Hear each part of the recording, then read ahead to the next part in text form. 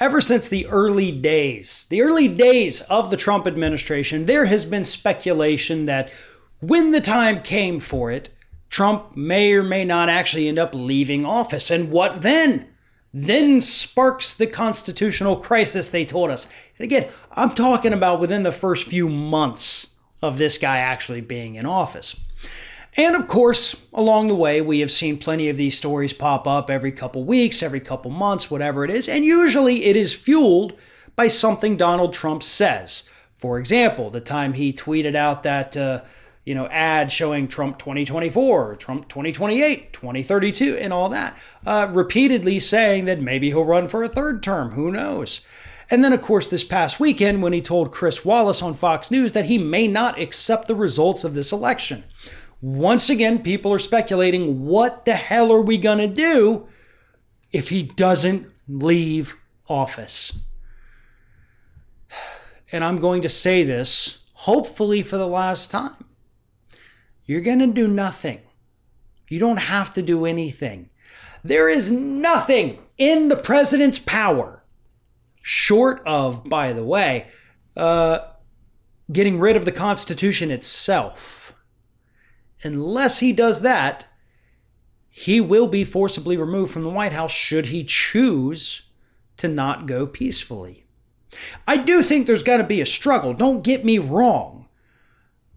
But here's the thing. It is very clear in United States law. At 11:59 a.m. on January 20th, 2021, Donald Trump's term ends. No matter what. So when the clock strikes noon Eastern time, he's not president anymore. I think it's noon. Maybe it's 11 a.m. I don't know, whatever it is. But either way, when he hits that time limit, and I might be wrong about the exact time, but I know the day. When he hits the time limit, he's not the president anymore at all, no matter what.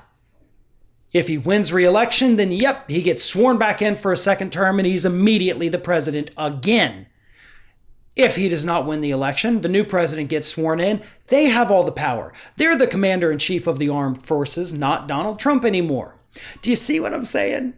Trump wouldn't have the authority. Nobody in this country would actually have to listen to him if he said at noon on January 20th, 2021, I'm not leaving. If he says, I'm not leaving, it's not, oh God, what do we do? It's, okay, guards, get him the hell out of here. And those guards have to listen to the new president, not the old president. And that's how that ends. It may be ugly. It might be hysterical. We won't know. But again, I don't think Donald Trump's going to put up a fight. I think the Secret Service would be able to handle it if he did. I think what he will do is be a complete jackass during the transition period. That's what we actually need to be worried about. We need to be worried about whether or not he is going to cooperate with the incoming president, whether it's, this year or whether it's in 2024.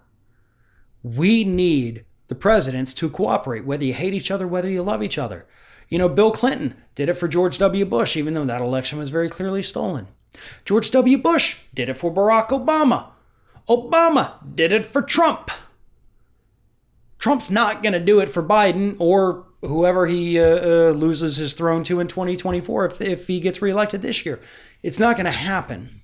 Luckily, if it happens right now, Biden's been in the White House before. He kind of knows how things work. He's never been in charge, but he does have a good friend who was. So that's where the responsibility is going to fall. We're going to have Obama come back and teach Biden about everything because Trump's not going to do it. That's where the problem lies. But in terms of him staying in office past his term, it's legally not possible for him to do that because if he attempts it, the next person sworn in as president can have all sorts of horrible things done to him to force him out of the White House.